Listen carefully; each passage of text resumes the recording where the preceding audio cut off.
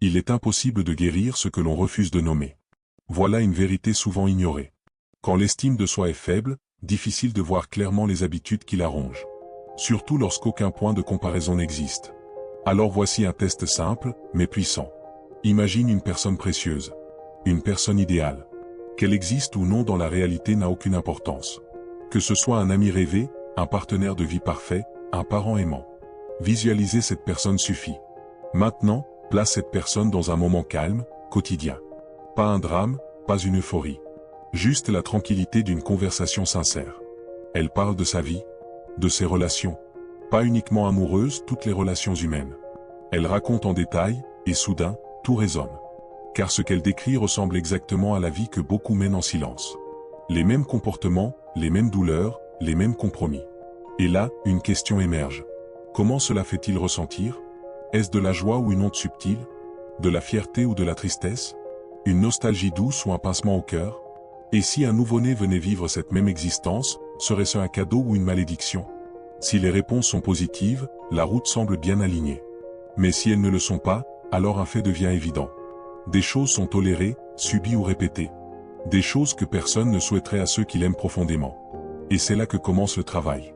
Quels sont les schémas identifiés? Est-ce une tendance à rester dans des relations toxiques? À chercher la compagnie de personnes qui ne respectent même pas la présence? À se critiquer sans cesse, à se comparer, à plier ses valeurs pour être accepté? À tout faire pour plaire? À vivre sans limite ou à briser celle déjà posée? À ignorer cette voix intérieure qui crie que quelque chose ne va pas? À chercher dans l'autre une dépendance émotionnelle?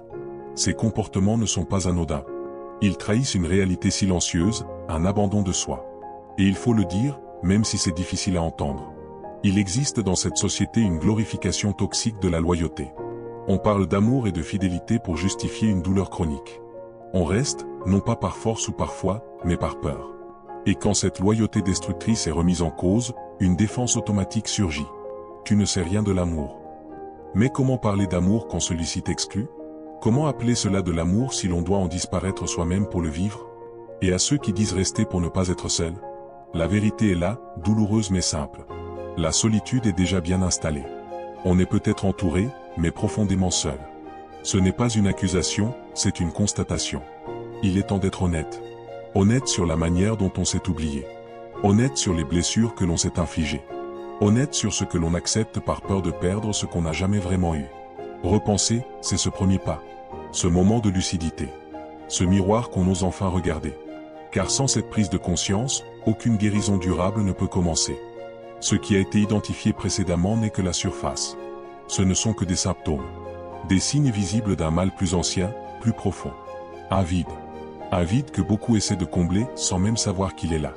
Et pourtant, chaque geste d'abandon de soi, chaque compromis silencieux, chaque négociation de sa propre dignité, ne fait que l'agrandir.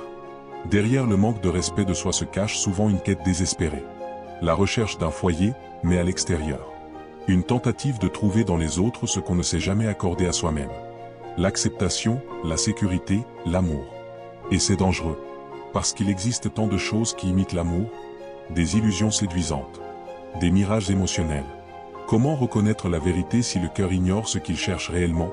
Certains citeront cet exemple rare, quelqu'un qui a trouvé l'amour en détestant son propre reflet. Et peut-être que cette histoire est vraie. Mais elle est l'exception.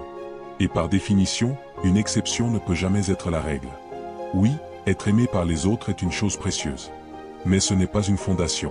Ce n'est pas une racine. Ce n'est pas ce qui remplit le vide. C'est pourquoi les mêmes cycles se répètent. Pourquoi l'on retombe dans des amours creux, des relations toxiques. Car ceux qui s'aiment eux-mêmes ne se détruiront pas pour reconstruire un autre. Ils ne s'oublieront pas pour sauver quelqu'un. Ils ne s'excluent pas de leur propre liste de priorités. Les êtres sains veulent des liens sains. Et lorsqu'ils sentent que leur amour devient une béquille, une bouée, ils s'éloignent. Pas par égoïsme, mais parce qu'ils ont appris à se protéger. À l'inverse, ceux qui veulent être une bouée, ceux qui s'en nourrissent resteront. Mais le prix à payer, c'est l'étouffement. La dépendance. L'illusion qu'on n'a nulle part où aller. Créer un foyer en soi-même, voilà la clé. Car lorsqu'un espace intérieur est sûr, il devient possible de quitter tout ce qui ne l'est pas. Quand le retour à soi est une option, l'extérieur ne dicte plus les choix. Tout comme on ne laisserait pas n'importe qui entrer dans sa maison. L'accès au monde intérieur doit être gardé avec soin. Les mauvaises relations, les peurs de décevoir, tout cela perd son emprise. Car vivre avec les conséquences de s'être trahi pèse bien plus lourd que l'inconfort de dire non aux autres. Le vide ne se comble qu'avec une seule chose: la présence de soi. Et pour ceux qui croient au divin, au spirituel, cela peut s'ajouter. Mais même dans ce cas, la lumière passe par soi, pas à côté. L'amour guérisseur, celui qui est tant recherché dans les regards étrangers, existe déjà. Pas à l'extérieur, mais ici. Dans le silence. Dans l'obscurité qu'on refuse de traverser. Il est temps de cesser de fuir. Temps de s'asseoir dans cette obscurité. D'apprivoiser ce vide. De l'écouter. De le connaître. De le comprendre. Car dans ce fond, dans ce noir total, se trouve une vérité. Quand le fond est atteint, il n'y a plus qu'un seul chemin possible. Remonter. Des nœuds intérieurs peuvent se défaire. Mais cela demande un choix. Celui de ne plus se distraire. Celui de ne plus se fuir. Celui de rester avec ce qui fait mal. Car guérir ressemble à mourir. Pas physiquement, mais symboliquement. Une partie de soi s'effondre pour en bâtir une autre. Et c'est douloureux. Souvent plus que ce qui a blessé au départ. Un accident se produit en une seconde. Mais la guérison peut prendre des années. Alors oui, des affirmations positives peuvent être utiles. Mais elles ne suffisent pas à elles seules. Dire tout ira bien sans affronter le fond, c'est comme maquiller une plaie ouverte. L'origine doit être soignée. C'est là que tout change. Apprendre à s'aimer, à se respecter, à se reconstruire, n'a rien d'un conte de fées. C'est rude, c'est solitaire, c'est exigeant. Mais c'est une renaissance. Une renaissance méritée. Après avoir reconnu le vide, il faut le reconstruire. Non pas avec des illusions, ni avec des dépendances, mais avec des fondations solides. Avec du vrai, avec du durable. Première étape, écrire. Pas pour faire joli, mais pour clarifier, pour ancrer, pour se responsabiliser. Prendre un carnet, une feuille, ou même une simple note dans le téléphone. Et noter 2 choses. Les valeurs fondamentales. Les non négociables. Attention, ici, il ne s'agit pas de qui est non négociable, mais de ce qu'il est. Car quand il s'agit d'un quoi, peu importe le qui. Regardez à l'intérieur. Ne plus se contenter de ce qui a été transmis sans question. Oubliez pour un moment la manière dont l'éducation a façonné la vision du monde. Ne gardez que ce qui fait encore sens, et créez un système de valeurs personnelles, unique, cohérent. Pour ceux qui peinent à savoir ce qui leur correspond, il existe un point de départ. Ce qui ne fonctionne pas. Car il n'est pas toujours facile de savoir ce que l'on veut, mais il est souvent très clair de savoir ce qu'on ne supporte plus. Le corps le sait. Il garde les scores. Il envoie les signaux, fatigue, tension, boule dans la gorge, envie de fuir. L'opposé de ces signaux peut faire partie du code personnel, du credo. Et c'est là qu'un véritable travail commence.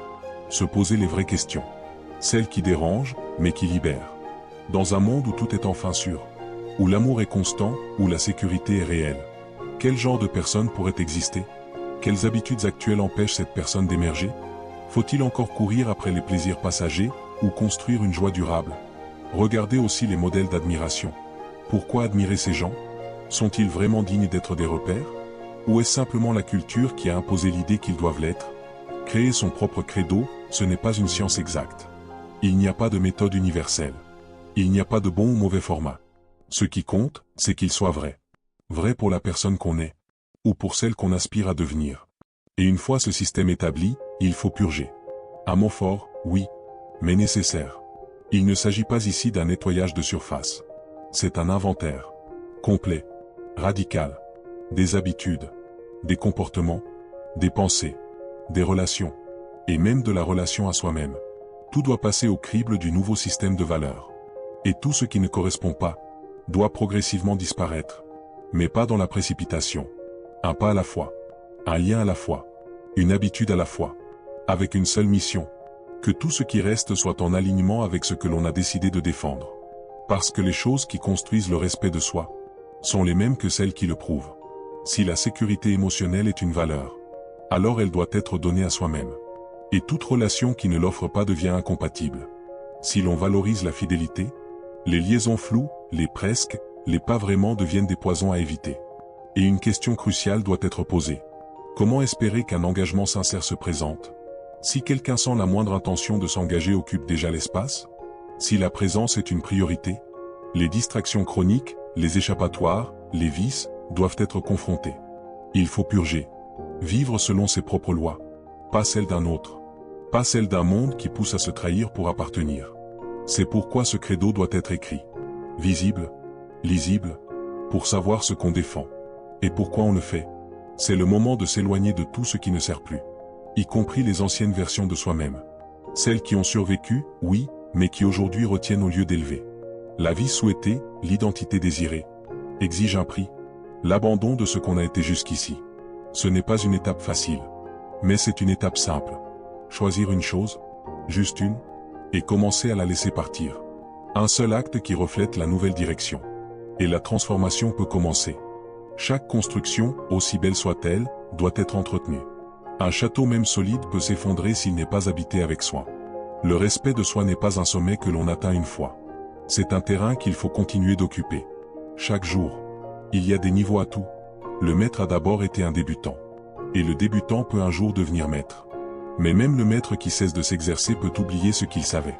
Ce n'est pas un échec. Ce n'est pas une honte. C'est une vérité. Et la clé réside dans la constance. Plus le respect de soi est pratiqué, plus la tolérance à ce qui ne l'est pas s'amenuise. Répétons-le, plus le respect de soi augmente, plus la tolérance pour les mensonges, les demi-mesures, les blessures diminue. Les actes qui nourrissent l'estime de soi attirent d'autres actes dans le même sens. Et avec eux, une gratitude profonde. Celle de vivre aligné avec son cœur, de ne plus avoir à se cacher, de ne plus avoir à se détester en silence. Les jours sombres existeront. Les luttes continueront.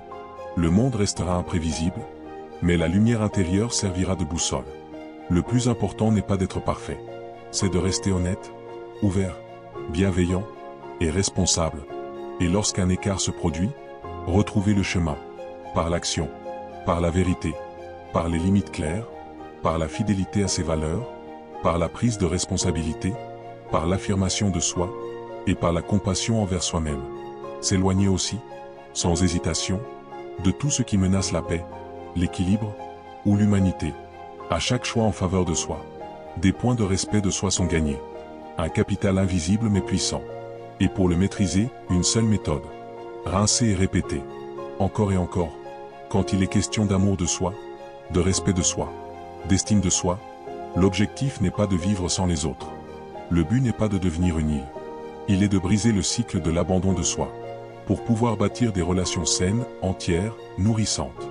Il est de faire en sorte que plus jamais, personne n'ait à regarder une vidéo comme celle-ci, à cause de toi, car c'est souvent à cause de quelqu'un que cette recherche commence. Alors autant s'assurer de ne pas devenir ce quelqu'un dans l'histoire de quelqu'un d'autre. Le mal peut ne pas avoir commencé ici, mais il peut s'arrêter ici. Ce n'est jamais facile. Mais chaque pas compte. Et même les plus petits gestes sont des révolutions intérieures. Ce respect-là, cette lumière-là, sont mérités.